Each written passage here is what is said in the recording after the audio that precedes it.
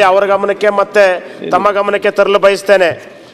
ಬಹುಶಃ ಚಿಕ್ಕಮಗಳೂರಿನಲ್ಲಿ super speciality ಆಸ್ಪತ್ರೆ 2/9/2020 ಮಂಜೂರಾತಿ ಆಗಿ ಸುಮಾರು 174 ಕೋಟಿ ವೆಚ್ಚದ ಈ ಒಂದು ಸೂಪರ್ ಸ್ಪೆಷಾಲಿಟಿ ಬ್ಲಾಕ್ ಕಾರ್ಯ ಪ್ರಾರಂಭ ಆಗಿದೆ.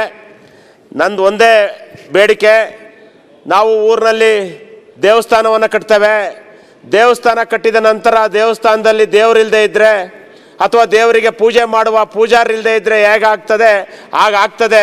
ಸೂಪರ್ ಸ್ಪೆಷಾಲಿಟಿ ಆಸ್ಪತ್ರೆಯನ್ನು ನಾವು ಕಟ್ಟಿ ಅಲ್ಲಿ ನಮಗೆ ಅದಕ್ಕೆ ಬೇಕಾಗುವಂಥ ವೈದ್ಯರು ಇಲ್ಲದೆ ಇದ್ದರೆ ಸೂಪರ್ ಸ್ಪೆಷಾಲಿಟಿಗೆ ಸಂಬಂಧಪಟ್ಟಂಥ cardiology specialist, cancer care unit, trauma critical care ಈ ರೀತಿಯ ಯೂನಿಟ್ಗಳನ್ನು ತೆರೆಯದೆ ಇದಕ್ಕೆ ಸಂಬಂಧಿಸಿದ ಸೂಪರ್ ಸ್ಪೆಷಲ್ ಡಾಕ್ಟ್ರುಗಳನ್ನು ಕೊಡದೇ ಇದ್ದರೆ ತೊಂದರೆ ಆಗ್ತದೆ ಅನ್ನೋದನ್ನು ಈ ಸಂದರ್ಭದಲ್ಲಿ ಗಮನಕ್ಕೆ ತರಲಿಕ್ಕೆ ಬಯಸ್ತೇನೆ.